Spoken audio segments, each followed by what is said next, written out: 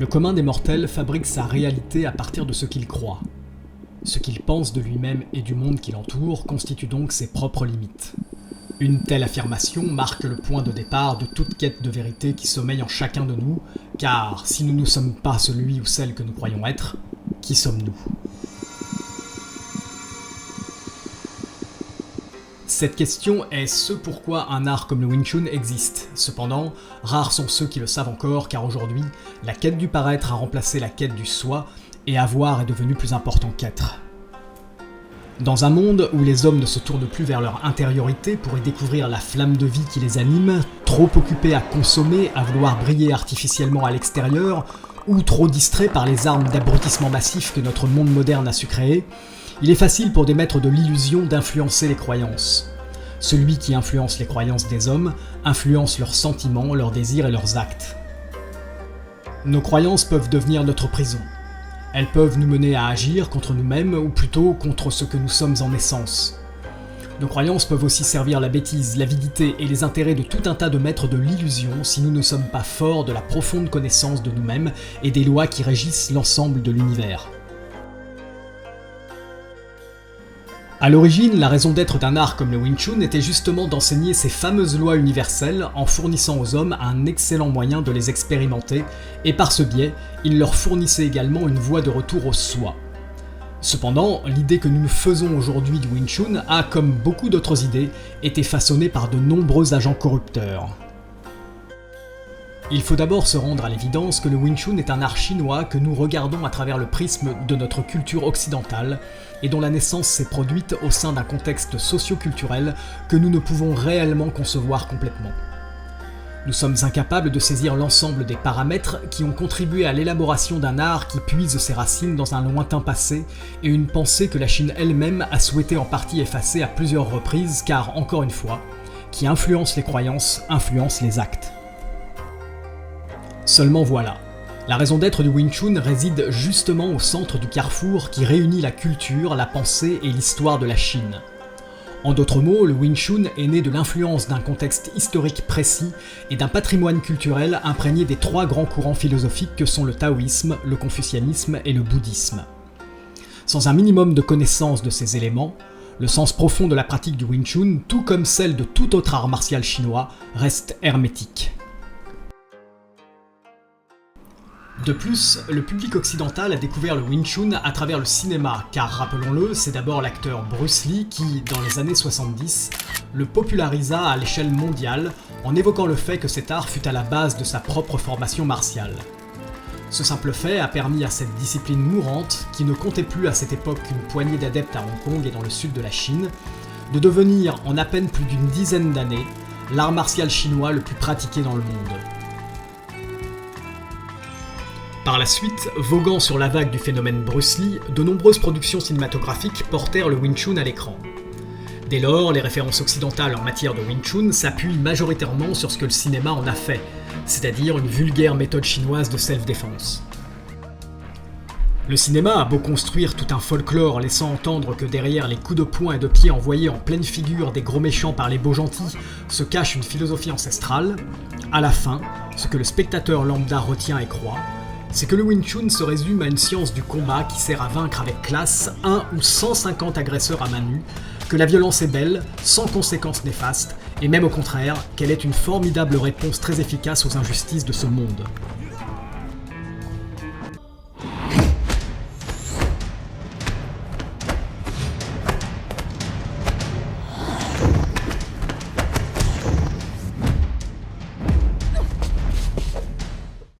Même si Bruce Lee lui-même a toujours souhaité mettre en avant le fait qu'il considérait le Wing Chun et son propre art, le Jeet Kune Do, comme des expressions des fondements philosophiques du taoïsme, peu sont les occidentaux qui souhaitèrent aborder ces arts de la sorte après avoir vu ces films, ou plus récemment ceux consacrés à celui qui fut son maître.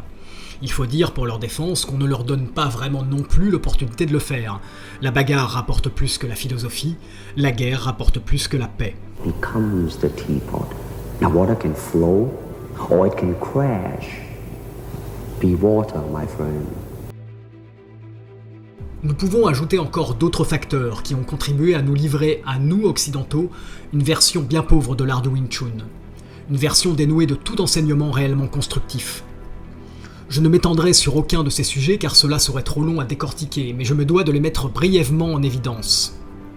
Tout d'abord, lorsque le Wing Chun a été révélé au monde, beaucoup d'Occidentaux désirant y être initiés se heurtèrent à une totale absence de volonté de la part des quelques maîtres chinois encore en vie de transmettre leur art. Parmi les raisons que ces derniers avaient, on peut citer le racisme anti-occidental, la barrière de la langue ou encore simplement celle de la culture. Ces anciens n'entendaient nullement répondre à la demande des yeux ronds qu'ils estimaient incapables de saisir l'esprit du Wing Chun et qui, à vrai dire, ne souhaitaient apprendre qu'à se battre à la manière de Bruce Lee. Devant la forte demande, d'autres Chinois peu scrupuleux l'ont fait par appât du gain. Ils n'ont cependant livré aux Occidentaux que ce que ces derniers demandaient, une vulgaire méthode de self-défense stylisée, épurée de tout concept philosophique.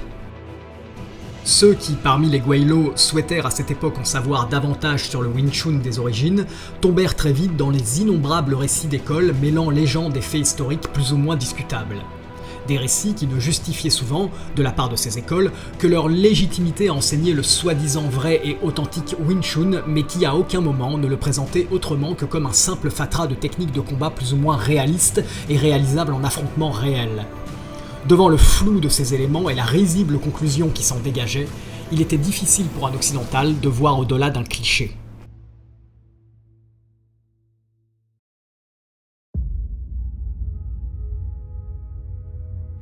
Heureusement, quelques privilégiés purent bénéficier de conditions exceptionnelles et accéder à un enseignement complet et authentique du Wing Chun de la part de quelques héritiers de grands maîtres, et ce, en ayant prouvé leur forte volonté et leur bonne prédisposition à le recevoir. Ceux qui parmi eux étudièrent l'entièreté du système et réussirent à se faire reconnaître comme dignes de transmettre l'art par leurs professeurs, eurent la lourde tâche, pour enseigner en Occident, de construire un pont entre deux cultures totalement différentes. Ils durent créer une approche de l'enseignement adaptée aux esprits occidentaux et aux exigences d'une époque moderne. Je vais forcément ici citer l'exemple de Sifu Randy Williams, qui créa un formidable système de transmission académique du Wing Chun complètement repensé en termes de pédagogie et de besoins pour les Américains de son temps. Il enseigna par la suite cette méthode dans de nombreux pays occidentaux. Ce qu'il fit pour synthétiser, traduire, expliquer, adapter, structurer et promouvoir le Wing Chun qu'il reçut de pas moins de 4 grands maîtres différents ne trouve pas d'égal à mes yeux. La richesse de son enseignement est d'ailleurs tellement vaste que peu nombreux sont ceux qui sont parvenus à en assimiler les nombreux éléments. Même si d'autres professeurs occidentaux exceptionnels ont œuvré et œuvrent encore aujourd'hui pour proposer une transmission sérieuse du Wing Chun en Occident, même si les transmissions entre maîtres chinois et élèves occidentaux se sont démocratisées, la trop grande médiocrité de la promotion que le Wing Chun a reçue depuis sa récente renaissance fait qu'il n'est en grande partie enseigné que superficiellement, sous la forme d'un système de self-défense et non sous celle d'une voie de perfectionnement personnel. Ce constat est navrant pour celui qui aspire, à travers la pratique d'un art martial, à se construire lui-même plutôt qu'à détruire les autres. C'est pourquoi j'ai souhaité faire ce film.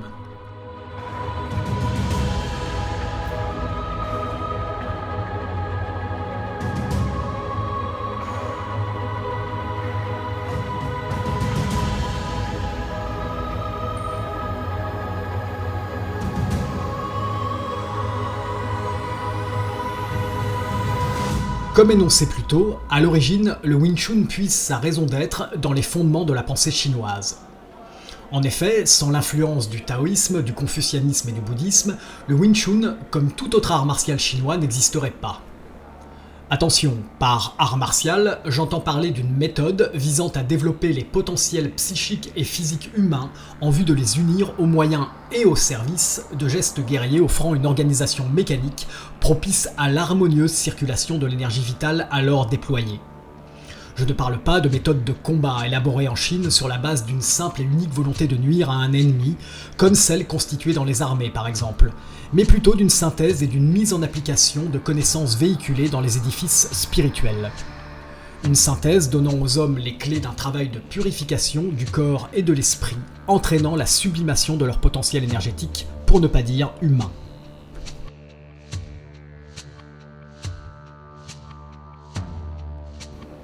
La philosophie taoïste est sûrement celle qui influença le plus la constitution du Wing Chun.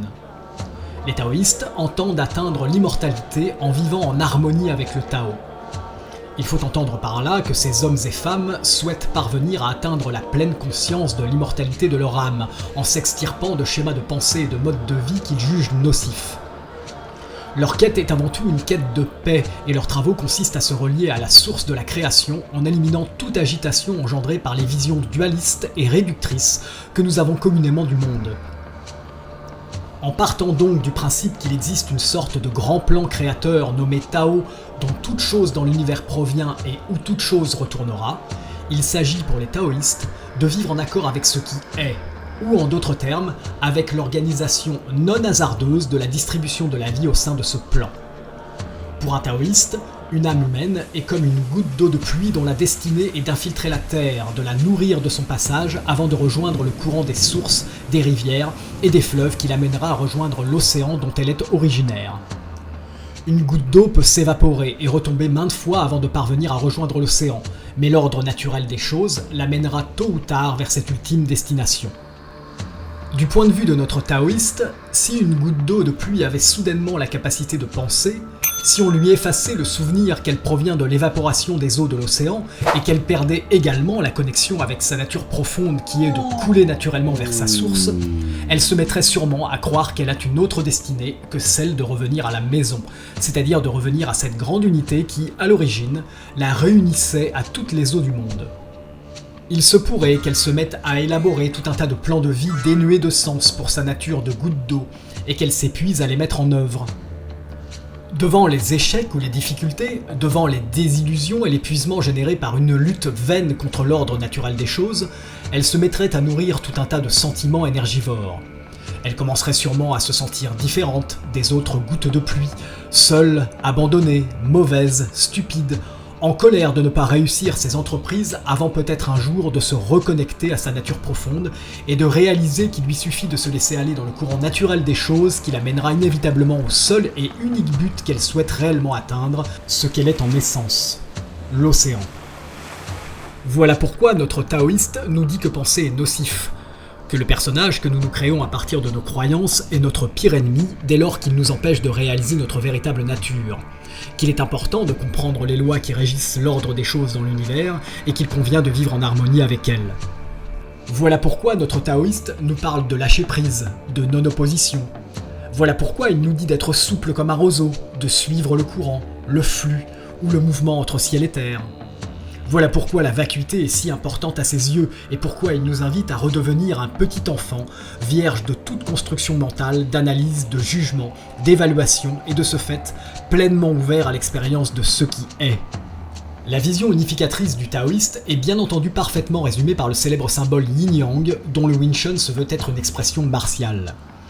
Le symbole yin-yang, également nommé Taijitu, représente le fait absolu sur lequel tout notre univers s'appuie. Le grand principe qui régit le fonctionnement de l'ordre des choses est également la clé d'une vie accordée sur le Tao. Il me faut vous résumer brièvement quelques grandes idées qui se cachent dans le Taijitu, car celles-ci sont essentielles si l'on souhaite comprendre l'art du Wing Chun. La première idée est que chaque chose qui existe dans l'univers est composée de deux polarités indissociables et complémentaires. Deux aspects d'un tout inséparable par le simple fait que l'un ne peut exister sans l'autre, et que le tout lui-même ne peut exister sans ces deux aspects.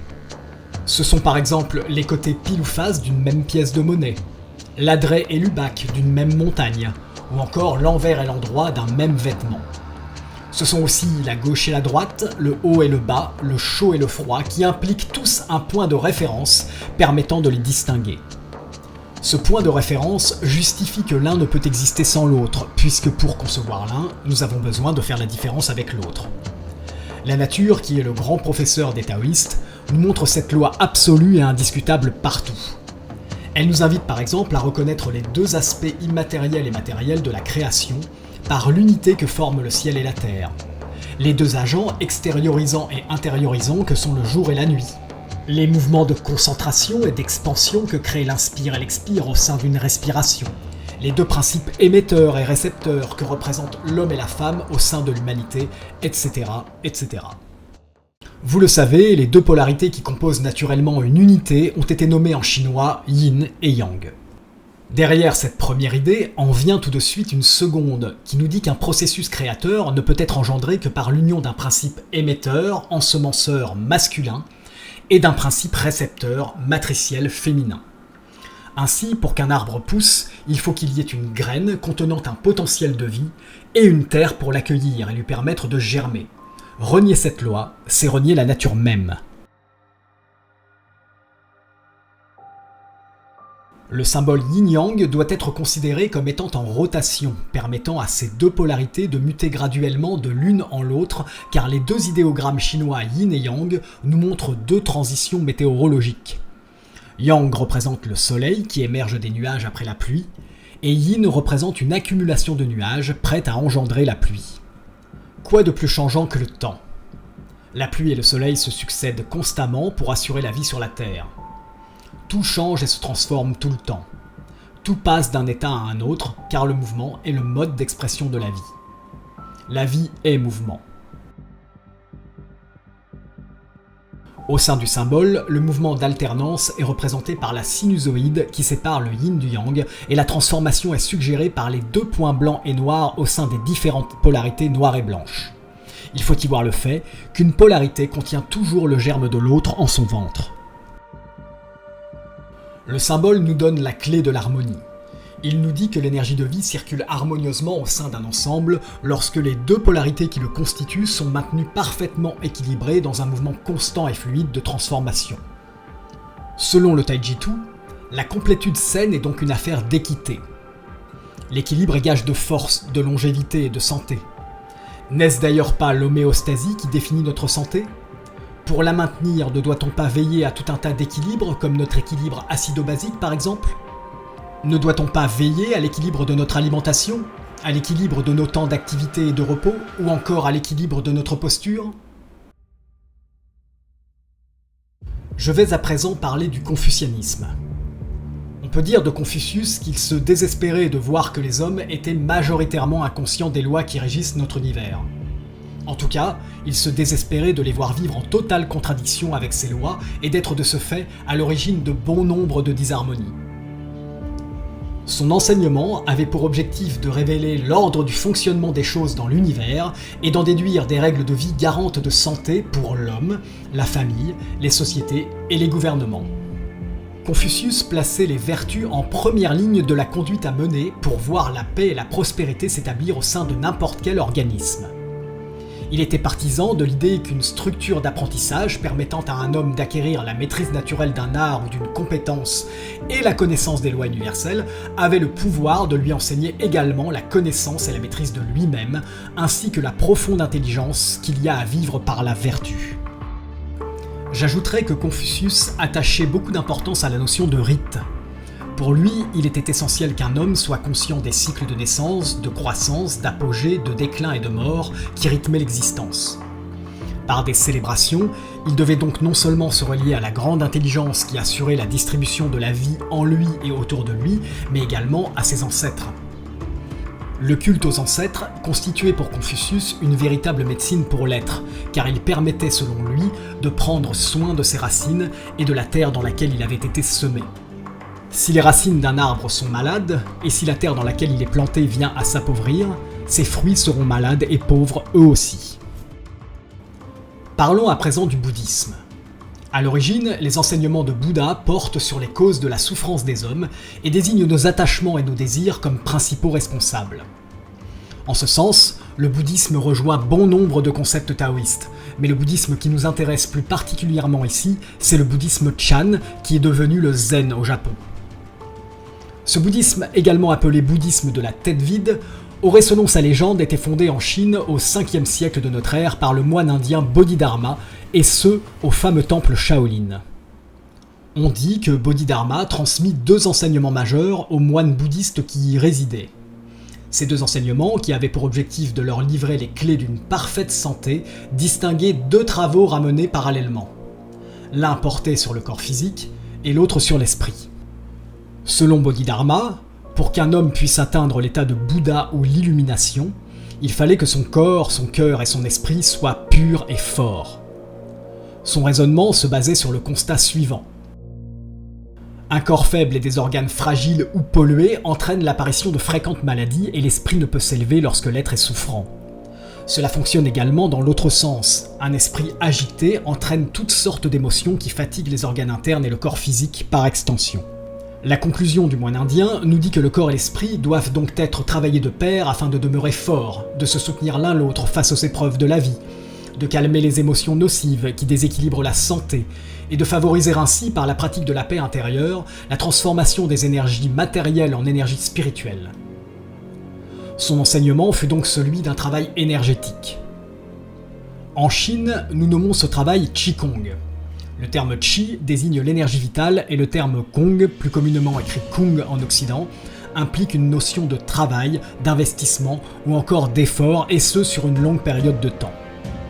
C'est le même Kung que nous retrouvons dans le terme Kung Fu, qui désigne le travail qu'une personne a investi au service d'un art ou d'une discipline dans le but de s'accomplir personnellement. Les arts martiaux chinois constituent l'une des branches du Qigong, aux côtés du Qigong thérapeutique, du Qigong religieux et du Qigong des érudits.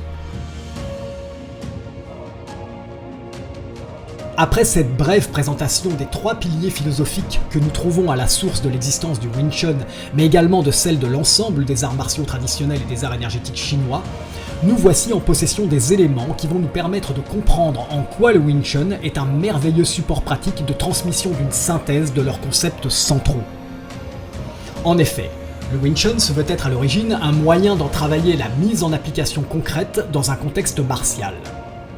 Mais pourquoi un contexte martial, me direz-vous ? Alors que ces 3 philosophies fondatrices, que sont le taoïsme, le confucianisme et le bouddhisme, n'ont pour objectif que de permettre à un être de trouver la paix. Pourquoi les arts martiaux chinois sont-ils nés dans les temples, alors que ces édifices spirituels, voués à la pratique du bouddhisme ou du taoïsme, nous semblent être les derniers endroits du monde dans lesquels un concept guerrier aurait pu naître ?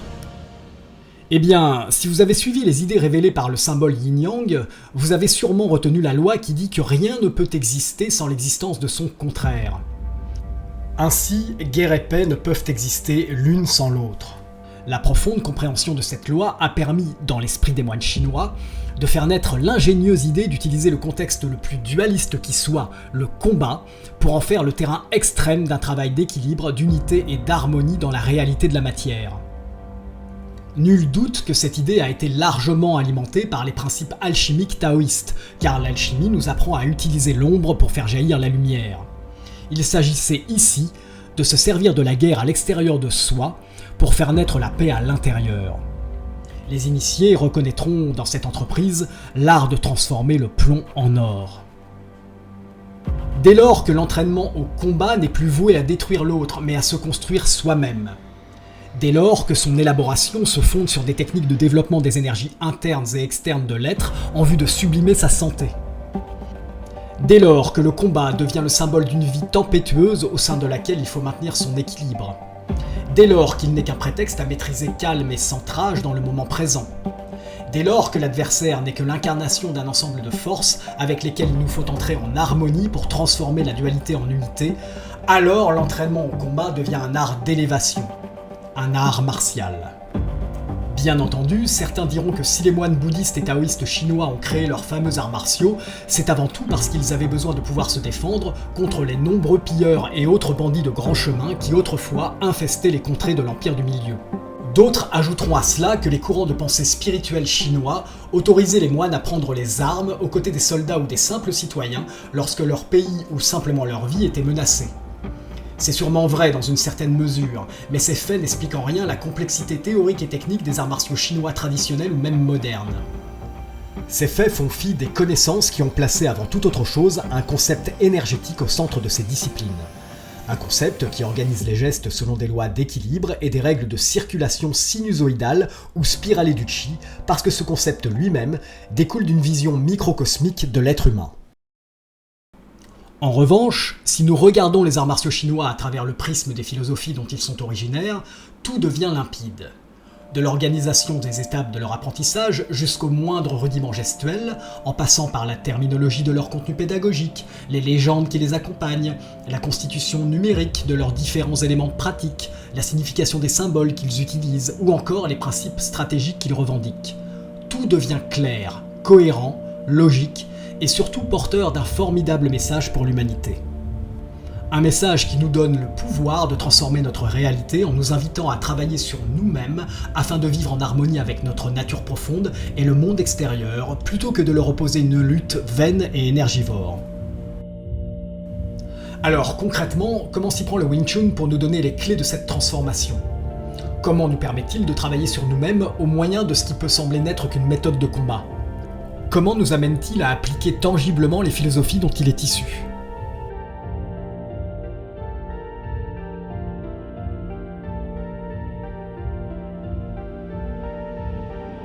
Le Wing Chun nous livre d'abord une tradition, c'est-à-dire un ensemble de connaissances et de savoir-faire qui s'est transmis à travers les époques et les contrées sans être altéré parce que la valeur constructive de son contenu est universelle et intemporelle.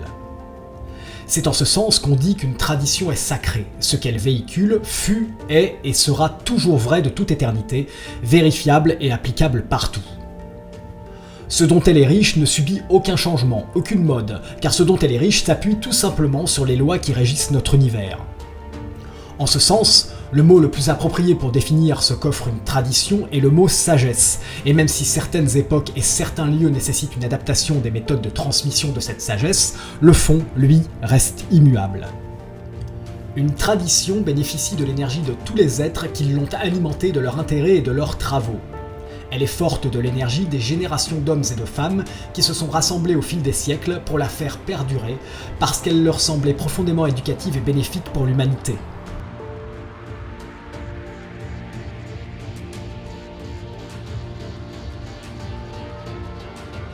Le fait d'en étudier les éléments auprès d'un authentique gardien de la tradition nous relie instantanément au champ d'énergie qui lui est attaché. Une tradition est donc une source d'énergie, un égrégore qui nous nourrit autant qu'on le nourrit, mais le plus important à comprendre, c'est qu'une tradition est un axe central, un pilier auquel s'accrocher lorsque la vie nous secoue, un phare à même de nous éclairer lors des nuits noires de l'existence. Le repère qu'elle nous offre et le mode d'emploi de l'ordre des choses qu'elle nous fournit nous permet de garder l'équilibre et le cap de notre embarcation en temps de brouillard et de tempête. La colonne vertébrale de toute tradition est composée de règles essentielles garantissant la pratique correcte de la voie qu'elle ouvre. Sa matière est faite de tout un tas de guidances provenant de l'expérience de ceux qui ont arpenté le long chemin vers une authentique expression de leur tradition et de même par la même occasion. Parce qu'elles sont les véhicules des philosophies taoïstes, confucianistes et bouddhistes, les traditions martiales asiatiques invitent tout d'abord leurs adeptes à respecter des préceptes de vie basés sur la vertu. Parce que vivre par la vertu est tout simplement le moyen de vivre en harmonie avec l'univers et donc de vivre en paix avec soi-même et les autres.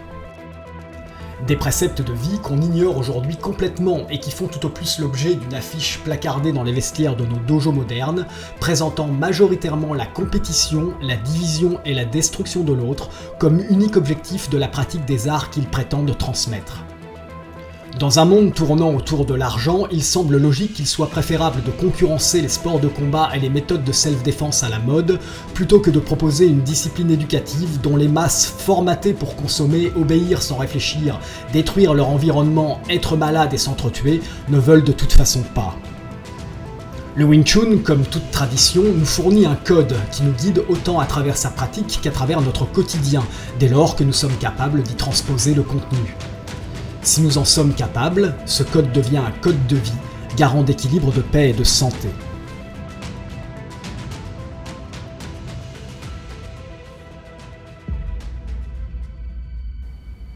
Les voies qu'ouvrent les traditions martiales nécessitent indiscutablement des guides qui les ont déjà explorées avant nous et en sont revenus pour nous aider à éviter les impasses, les fausses routes, les précipices, les risques de nous perdre.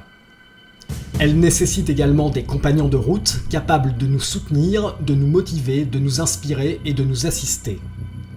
À l'heure des formations en distanciel qui nous séparent de tout ce qui se transmet au-delà des mots par le contact humain et la pratique commune, un art comme le Wing Chun, utilisant le vivant comme matière première, ne peut en aucun cas être enseigné autrement qu'au sein d'une école composée d'un professeur et de frères d'armes. Le Wing Chun est un art influencé par le bouddhisme, et comme lui, il a besoin d'une communauté pour être passé. Pourquoi ? Parce que lorsqu'on s'engage à travailler sur soi-même pour être meilleur, les autres sont absolument nécessaires. Ils viennent pointer du doigt nos faiblesses et nos défauts. L'école représente cette communauté.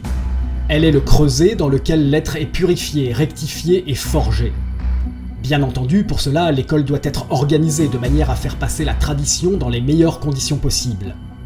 Cela signifie qu'elle est censée imposer des règles de conduite et le respect d'une éthique pour parvenir au seul objectif qu'elle devrait avoir, offrir à l'humanité des hommes et des femmes vertueux, déterminés à œuvrer pour la paix et le bien de tous, mais également capables de passer la tradition à leur tour. Je rappelle ici en passant la maxime du Wing Chun qui dit que le fruit d'un apprentissage martial n'a de sens que s'il est mis au service de l'humanité. Ces règles de conduite sont héritées des préceptes confucéens. Empreintes de bon sens, elles organisent le travail des vertus et la mise au premier plan des valeurs humaines. La manière dont elles favorisent les interactions, l'étude et le bien vivre ensemble imprègnent en nous les lois qui favorisent la paix. Qu'on parle de paix avec les autres ou de paix avec nous-mêmes.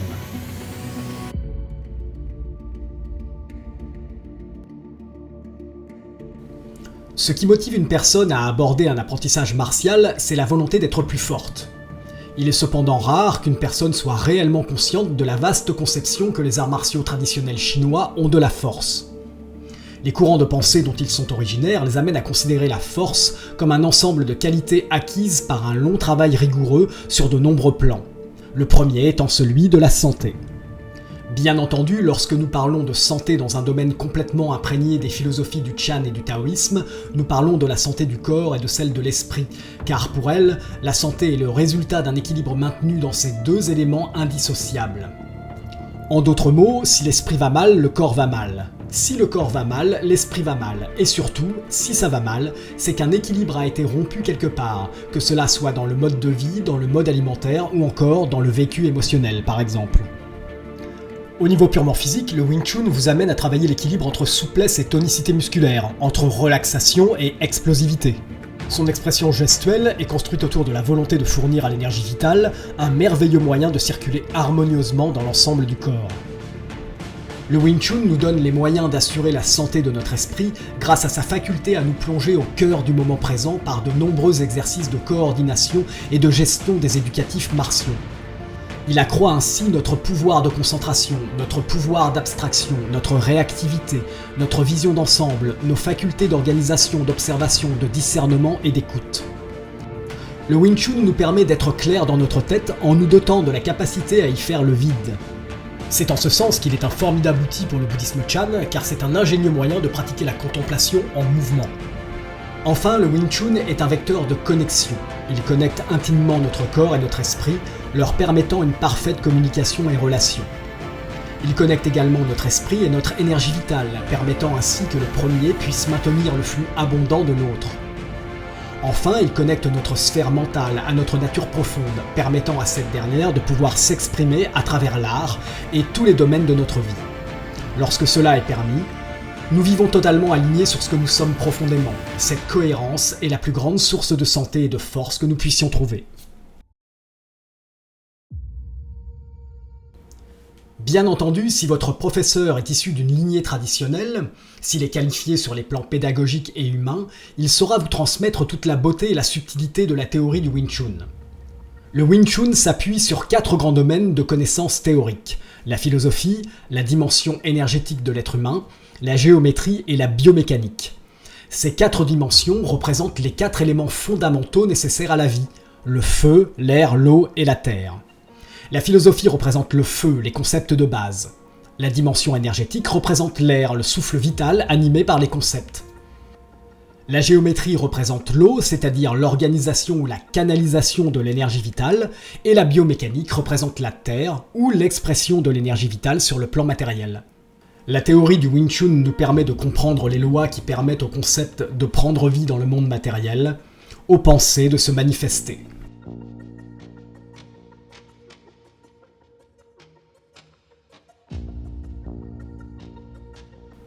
Tout l'intérêt d'un art martial chinois réside dans le fait qu'il doit nous permettre de mettre en pratique les philosophies dont il est issu, et ce, directement sur nous-mêmes. Ainsi, tous les travaux pratiques qu'il nous propose sont des travaux opératifs alchimiques à destination de notre véhicule terrestre d'une part, et de ce qui l'anime d'autre part. Il y a donc, au sein du registre purement opérationnel du Wing Chun, des travaux internes et des travaux externes dont la conception découle de la volonté de cet art d'être une expression martiale du symbole yin-yang, c'est-à-dire des lois sur lesquelles tout le fonctionnement de notre univers s'appuie. Le Wing Chun nous invite à travailler d'abord sur nous-mêmes afin de pouvoir ensuite travailler avec les autres, tout comme un musicien doit d'abord se former personnellement avant de pouvoir jouer avec d'autres musiciens. Les travaux pratiques du Wing Chun vont donc nous orienter sur deux plans, le plan personnel et le plan de la relation à l'autre.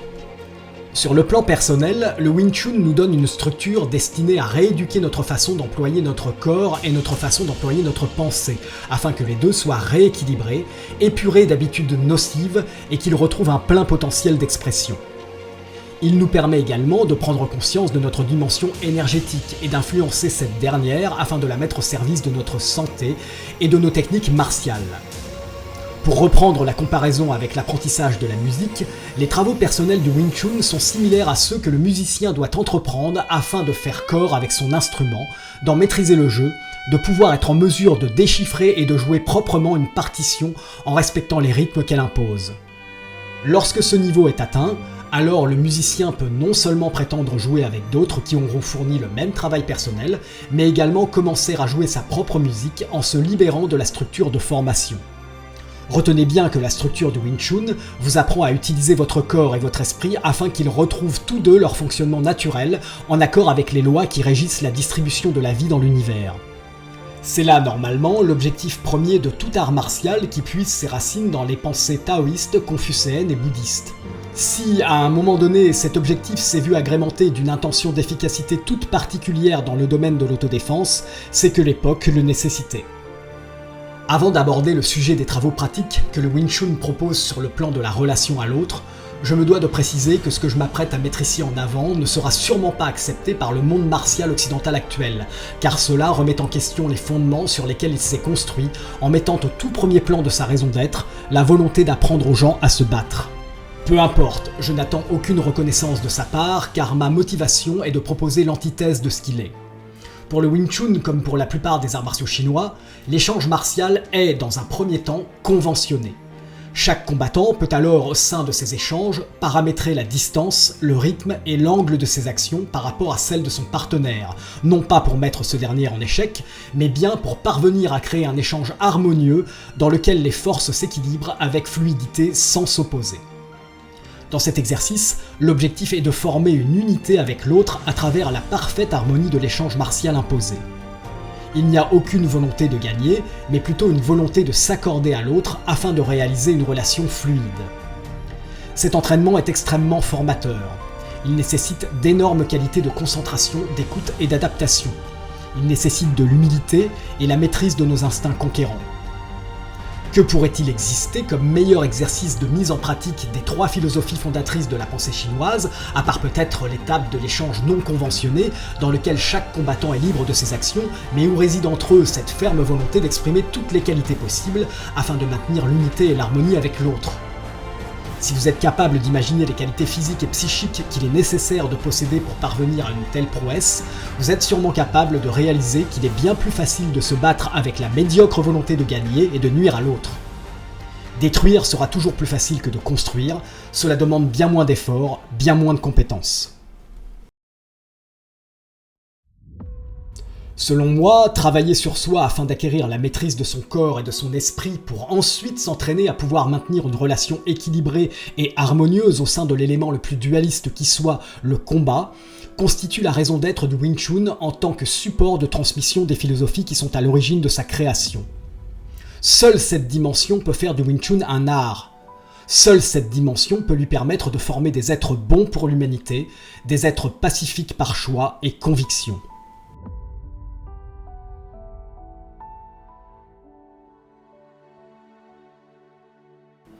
Bien entendu, le Wing Chun a été développé à une époque où la Chine était soumise à l'invasion des Mandchous, et il est indiscutable que cela ait largement contribué à faire de cet art martial un art plus axé sur une possible application au combat réel. On ne peut également nier que sa constitution ait été rendue rapidement assimilable en vue d'une transmission hors de l'enceinte des temples afin de former les rebelles chinois qui entendaient destituer les Qing pour réinstaurer les Ming. Mais il n'en demeure pas moins que sa constitution reste fondamentalement celle d'une voie de retour au soi et à l'unité, une voie de perfectionnement personnel, pour ne pas dire d'élévation. Nous ne sommes pas en guerre, et si les arts martiaux ont pour rôle de ramener la paix en temps de guerre, en temps de paix, je pense intimement que leur rôle est de contribuer à la maintenir. Ils doivent permettre à leurs adeptes d'œuvrer pour leur santé, pour le bien-être de leur entourage, de leur environnement et de l'humanité tout entière. Le monde martial est aujourd'hui peuplé d'êtres immatures qui jouent à la guerre, prônent la violence et la bestialité qu'ils idéalisent. Sous l'influence du cinéma ou des nouveaux jeux du cirque qui esthétisent et banalisent la violence, ils font des pires manifestations de la folie humaine, les archétypes de la force ou de la virilité. J'espère que ce film vous aura donné une toute autre vision des arts martiaux, car ils n'ont jamais eu pour vocation de former ce type d'individus. Le mensonge qu'on propage à leurs propos n'est que le reflet d'une humanité malade d'avoir perdu le lien avec le sens de son existence, le Tao, la voie. Mais comme le disait le maître zen et maître de sabre Takuan Soho, si vous suivez le monde d'aujourd'hui, vous tournerez le dos à la voie. Si vous ne voulez pas tourner le dos à la voie, ne suivez pas le monde.